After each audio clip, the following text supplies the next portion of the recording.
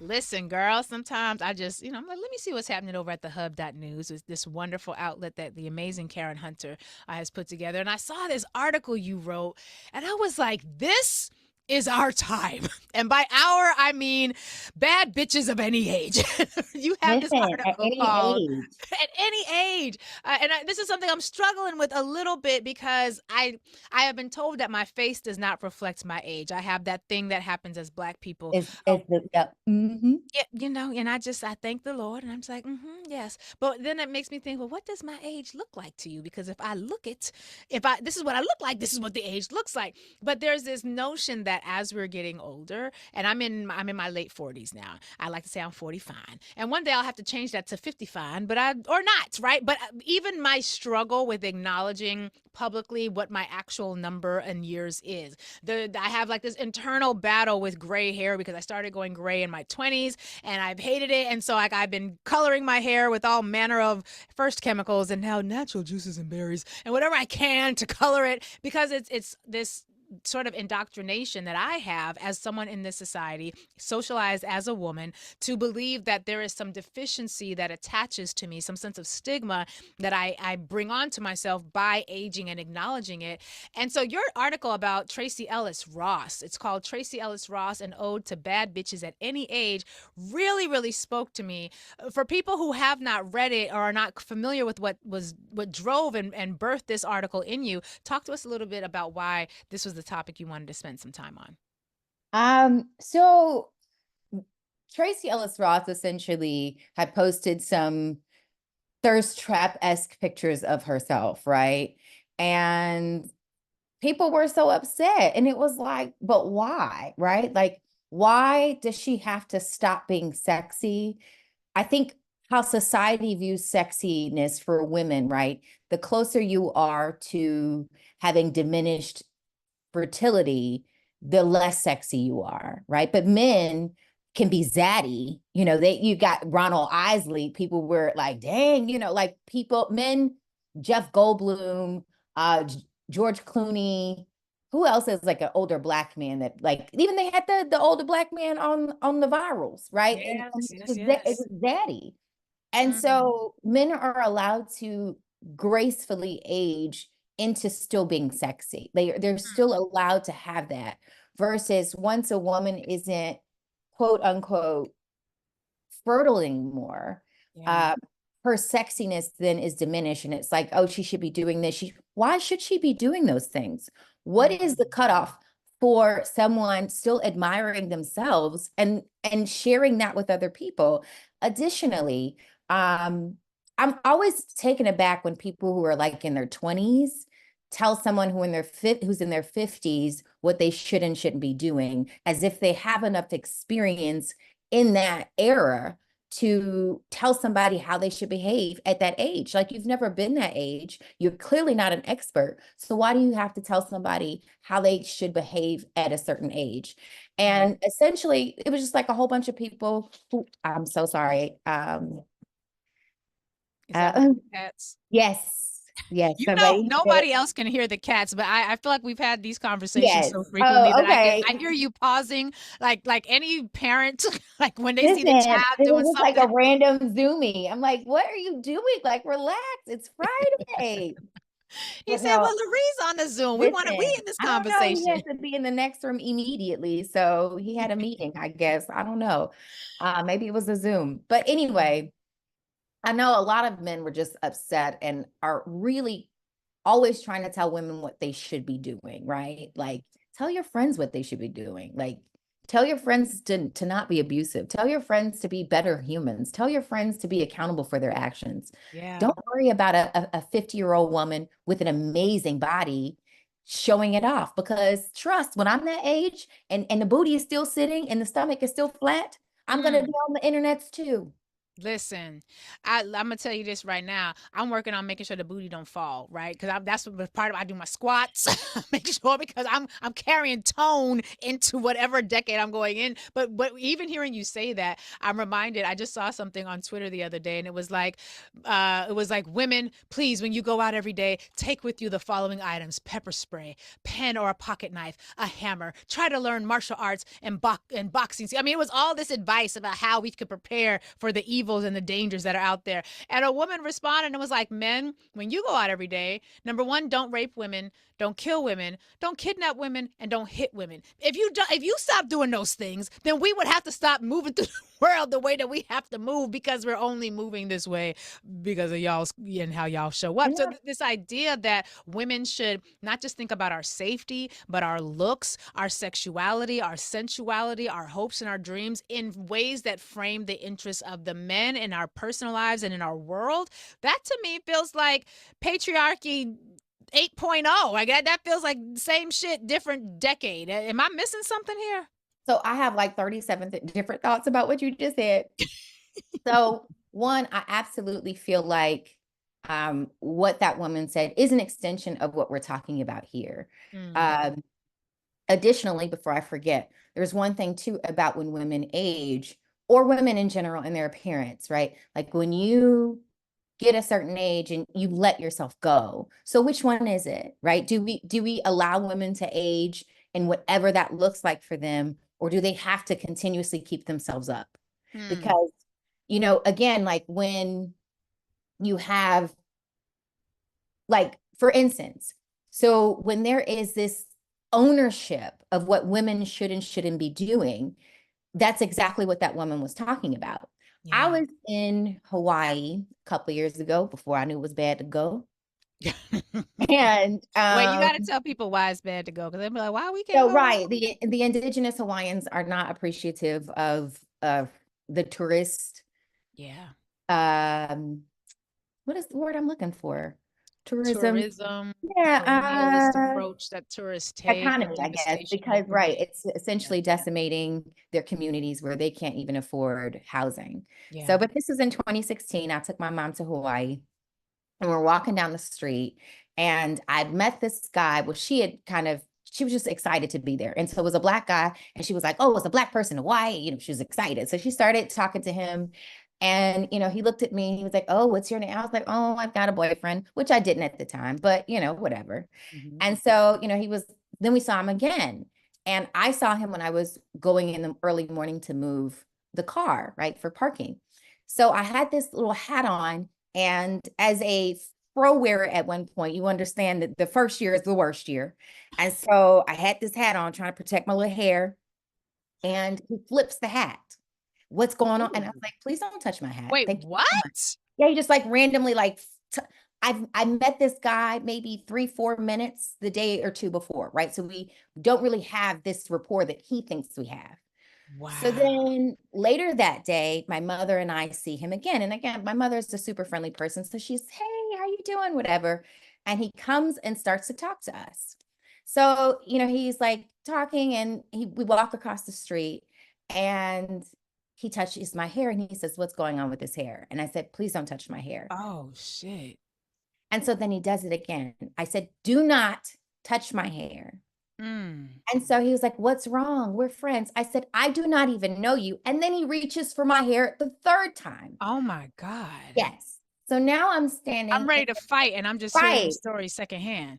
So now I'm standing in the middle of like right in front of Waikiki Beach, like in the middle of the street, right in front of the Hilton, screaming my head off, don't fucking touch me. Don't fucking touch me. So he's Mm. like, oh, you mad now? You mad now? And so my mother, who is in her late 60s, right? So she grew up in a different era. She's like, no, she's fine. I said, no, I'm not. Leave me the fuck alone. My And God. so then he walks off, right? And so then later on, I tell my mother, I said, Mommy, I love you so much. I said, Mm. but don't ever try to make somebody feel comfortable about making me uncomfortable. Oh snap! Wait, don't say nothing. Ooh, ooh, ooh, hold on. I need that to sit. Don't ever make someone uncomfortable about making me uncomfortable. Oh No, my. don't ever make somebody feel comfortable about making me uncomfortable. Oh my God. That's a powerful moment. And she was That, like, you know what? wow. You should have kicked him in the nuts. And that, Go ahead, mom. but again, right, this person that I do not even know felt that he had ownership of me. And what's Mm, crazy is that's not the only story like that I have, right? Like right. there are men who come to you, and when you don't do what they want to do, Mm-hmm. they think that they can respond in even a violent way. Yeah. Like Yeah. I had somebody, I was doing it for visuals, upside down split at the gym, right? Mm-hmm. And I am so high, I am tickling the clouds, right? So I'm just, in my little zone, and I feel this hand on my foot. Now I'm in the corner, right? I'm away from people. I feel this hand on my foot. And so I'm like, huh. And I open my eyes and I see just teeth. Like I just see Oh this my person and their God. teeth.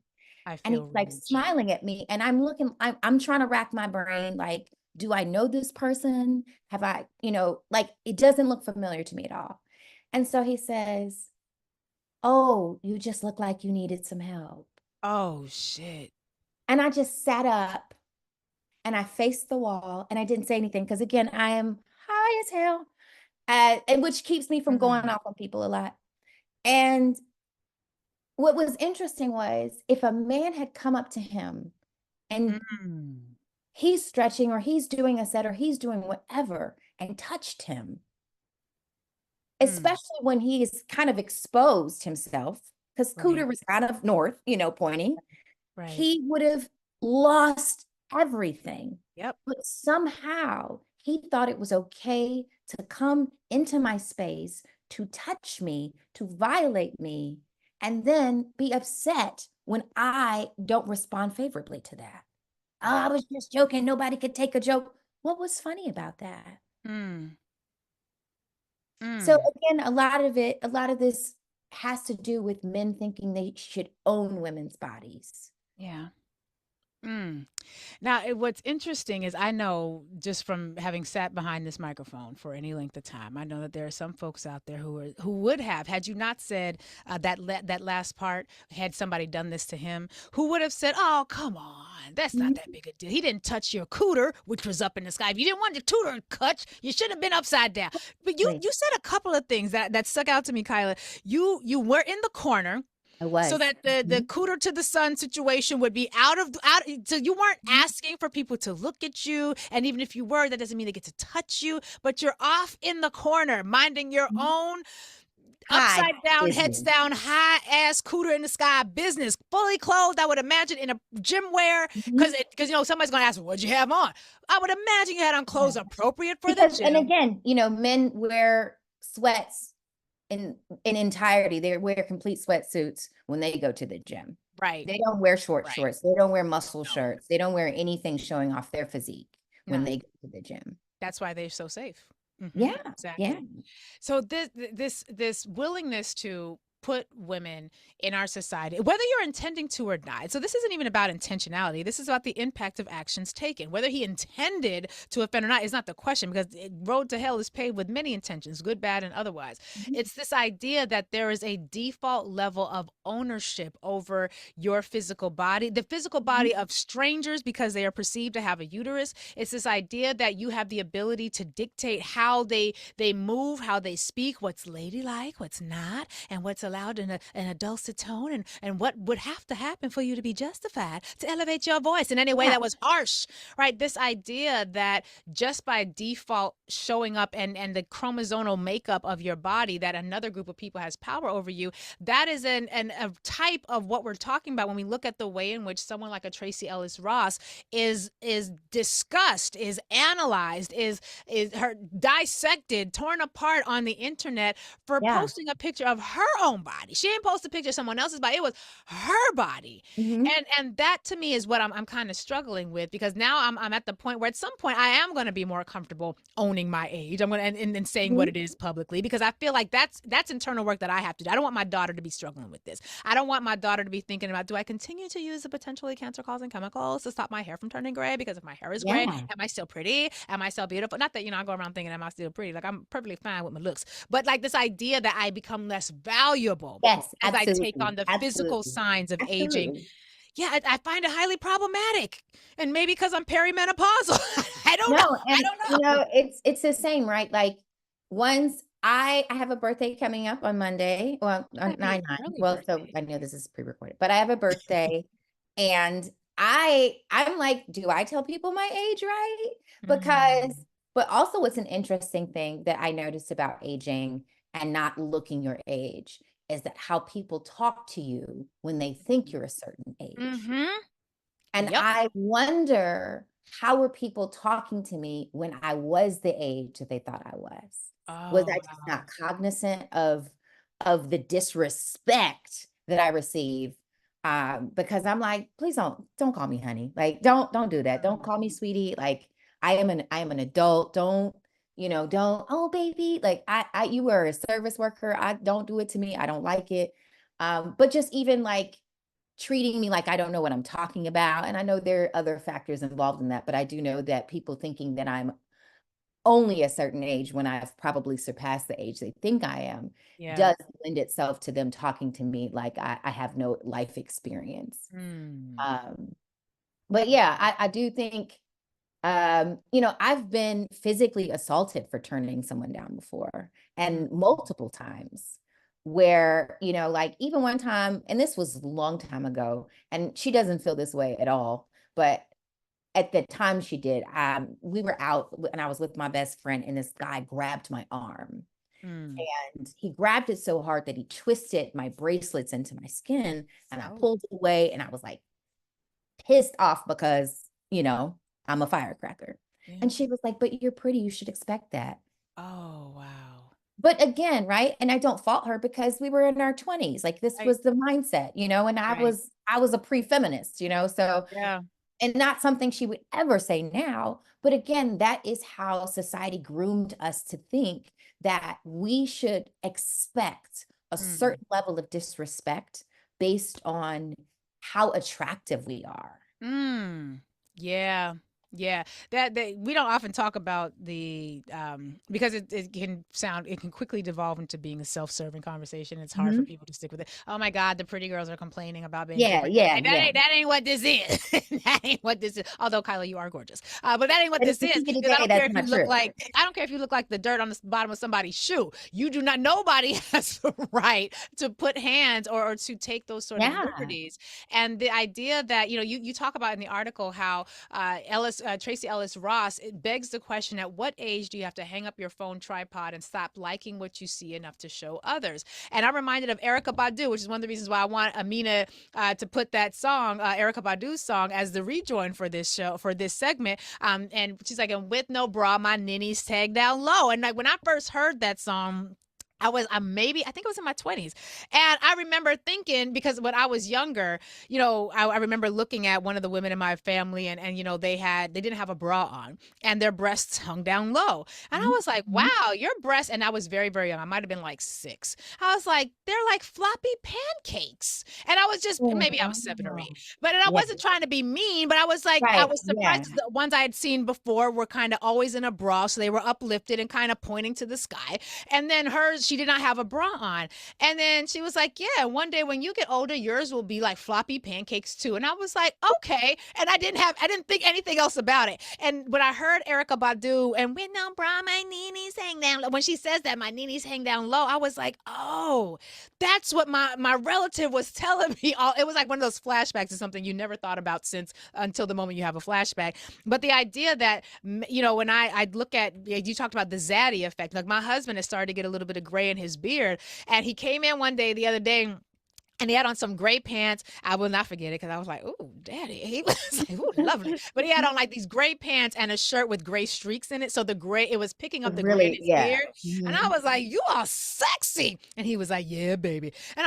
We laughed about it, but then afterwards I was like, I don't know that anybody would see my gray hair And matching think and that's sexy. reflecting and then Yeah. think sexy. They would think, oh, she's mature, she's aging. And when you talk about the way that men or people, not even men, people talk to you based on the age they perceive you as, I remember being 14 and hearing someone, an older man, say to me, "Girl, you look like you about 14 years old," and then continue to talk about all the things he wanted to do.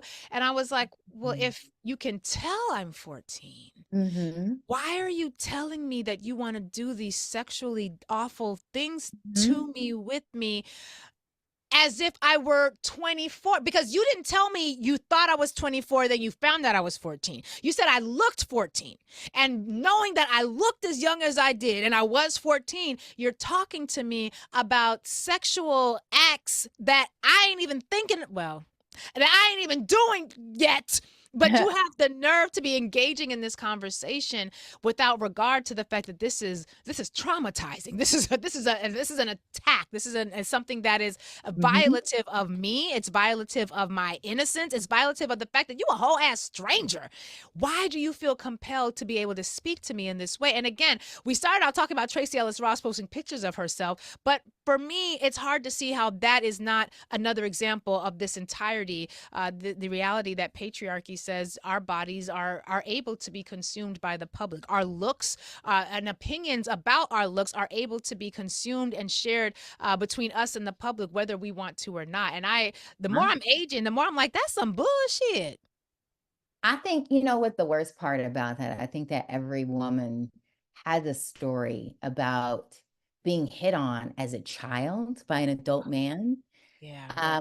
whether it was obvious or not. Um, and that adult man knew that we were a child. And what Mhm. that says to me again is like the female form is and has always been since childhood something for male consumption, Mm. something that is owned by men. Like we're not seen as humans in that capacity, even as children. Yeah. I mean, I was a very naive teenager. You know, I didn't really have a lot of street smarts. And I remember, but I've always had a really good memory. And I've always kind of been like, even if I don't understand why something felt wrong, Mm-hmm. I could still understand that it felt wrong. Yeah. And I was like, and it was something that I didn't even think about until I was older and realized what he was actually saying. Mm. So every year until I was 16 years old, I would go visit my father in Chicago Mm-hmm. and for the summers. And my father, works, he worked in cable and, worked in, manual labor for, whatever. And he was kind of the leader of a ragtag group. He was always the one who kind of helped everybody out and, come do this job with me. So there were, his friends weren't always people that were probably of the best repute, but Mm. he was good to them. Yeah. And so I remember I was walking and I think, we were going somewhere and it was like a couple of us, but I was again always the young girl with my dad and his friends. And so I remember one of them said to me, "Oh, how long are you going to be here?" And I said, "Oh, whatever, blah, blah, blah. I would really like to get to know you better." And as at max 16, again, Mm-hmm. I was very socially, awkward and inept at the age, Mm-hmm. but I didn't know what that meant, Mm. right? I didn't know what he was really asking, but I knew he shouldn't have been asking it. And I didn't understand why, but I knew he shouldn't have been asking it. And it's funny because my dad heard that. My dad would have, he would, Yeah. my daddy probably, I would have to be visiting him behind bars. Right. Right. But again, right, like I think every woman has that story. And so it's interesting how it's okay for Mm. that to be the thought process, right? Like for underage girl to be, or just about to be ripe, but an older woman who is of age and of sound mind is not attractive Right. and should not be showing off that attractiveness, Mm. and can't own her own body. Right. Right. Or adore it. Yeah, Right. and so we go through our entire lives from, essentially prepubescent lives to, however long we get to live, changing in stages of what is comfortable and acceptable to male consumption. Mm. And what I'm finding interesting is that at the age I'm at now, where I am very comfortable in my own body in ways that I was not as a younger person. And not that Mhm, I've had ever, I mhm. don't want to pretend like I've ever had, massive issues with, bodily autonomy and acceptance. Like I'm a skinny black girl in a society that says being skinny is a thing. I've got light skin privilege, and I had long hair even if it was nappy, and that was a bad, but the long hair made the nappy hair good. I mean, so I kind of, when it comes to the lottery of phenotypes in America, I got, I got a good end of the stick when it comes to that sort of thing. Mhm, But the mhm. idea that, as I'm much more comfortable in my physical space now than I ever was at the time when I was quote unquote ripe. And I'm ending the age of ripeness. Because I said perimenopause is like a whole thing. And for those of you who don't know, there's like the stuff that happens before menopause, and that's the perimenopause, and there's the menopause and the postmenopause. And I guess at postmenopause, according to JD Vance, I can start watching other people's children because that's what Yes, you all of you ladies can. do. You Mhm. absolutely can. Yeah, but this Absolutely can. idea that our political parties, or at least one political party, has made part of their basis, their philosophy, the idea that controlling the bodies of women for just their physicality. And I'm reminded of Sam Alito, who, when his wife, Supreme Court Justice, one of the hoes on the court who has a sugar billy, when his wife was waving the flag and hanging the flags that indicated she was in support of the Stop the Steal movement, and was really in alignment with this white Christian nationalism, he said he can't tell her what to do. It was his wife hanging the flag. And it was like, oh, so you could tell her what to do if she was pregnant. You Mhm. could tell her what to do with her reproductive justice, but you can't tell her what to do with her political space. And to me, that, of course, that makes absolutely no sense. But the idea that there is a proper place for men to exercise control over women. And men, this is not to bash y'all. This is, whether you agree with this or not, this is the similar to like whether white people are trying to be racist or not, they have the benefits of racism. Whether you are trying to be sexist or not as a man, you have the benefits of growing up in a patriarchal world. And there is this notion that there might be some things you can't tell a woman what to do, but when it comes to that body, baby, that's mine. I get to Mhm. tell you what to do, how to dress it, don't dress it, what to do with it in ways that I am, again, increasingly finding troublesome. And there's this line that you use, or this paragraph that you start out, and this is what I was like, oh, this, I love Kyla, Jenée, Lacey. But you start out by saying there is something about Tracee Ellis Ross that unnerves the male spirit, be it her irresistibility or her refusal to be irresistible. The force of nature always knows how to shake it up while destroying everything in her path and being a blessing to it at the same time. You are, to me, describing a woman who is fully self-possessed. Yeah. She knows what she wants. She dabbles and she explores and she produces, and she is making moves considering herself and maybe others who she cares about, but she presents as someone who is able to be wholly owned by Tracee Ellis Ross. And I think the more that young girls and women who are aging become more in love with that approach to living, it feels like that in and of itself is the threat that patriarchy just can't quite get its hands around. I think additionally, right, it's not even just she hasn't had children, but also she's never been married. Oh. And there is this confusion that happens when women Mm, are very, very successful mm, without a man. And when I mean without a man, I'm not saying just a partner, but right, like we often use marriage as a symbol of my husband helped me do this. My mm, wife helped me do this. So her success is solely hers. And mm, there is this like fear that other solely successful women will be like, yeah, like this is because again, right? Like choose better men. I don't mm. think that Tracee didn't want to be with a man. And she's talked about that. It just didn't happen for her. Right. If the choice is slim, the choice is slim. Mm, And instead of being better people or being more desirable like men want us to be, it's something is wrong with you because you didn't choose better equals you didn't get chose. Right. But that's not the same Right. thing.